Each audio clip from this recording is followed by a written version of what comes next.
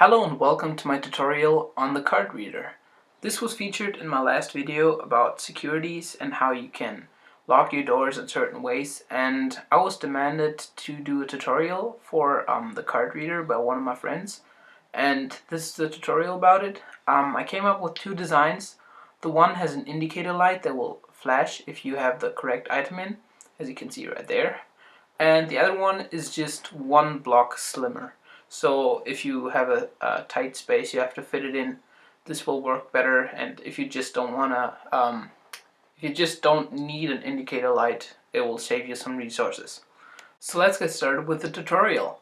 We start with the indicator light one, and I set it up already. So you put a hopper and facing it into the dropper. You can use the shift button to not open the inventory, and you put a comparator behind it and two redstone dust getting out of the input. That is important because we're gonna use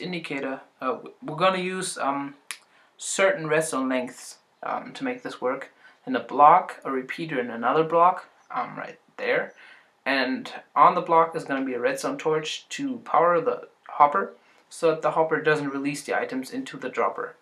So now let's start with the second one. It's basically the same but just tighter, as I already mentioned before, because yeah, it's also a level lower, but I guess you can work your way around that. So another comparator, two redstone, and a repeater is just right there now with a block again and the redstone torch. So we're not done yet. We need the security cards that we do on an anvil right now.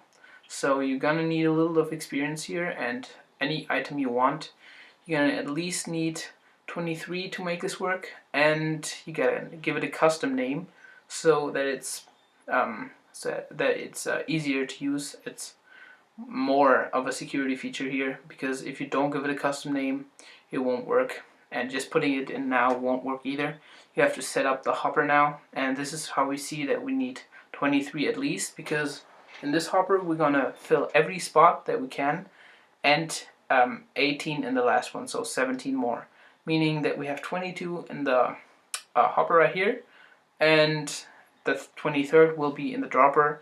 And if you push the button and go into the hopper, and the comparator will give an output of 2 redstone, because as it's set up now, I'll set it up here again in case you somewhat missed it, because as long as there's 22 items in there, the comparator will take an output of 1 redstone length, and as soon as the 23rd is in, the output will be longer, the torch will be turned off, the hopper will release exactly 1 cart, right here you can see it, will release 1 cart into the dropper again from where it came, and you have a signal. You have a signal that you can hook up to a door.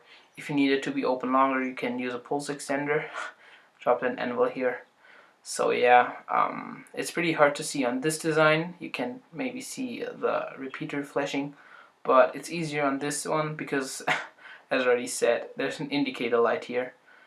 Yeah, that's basically it for the design. If you have any more questions, you can also see if I just put it in here, you can see it will automatically balance itself to have 22 items in there, because every more items will be going into the dropper.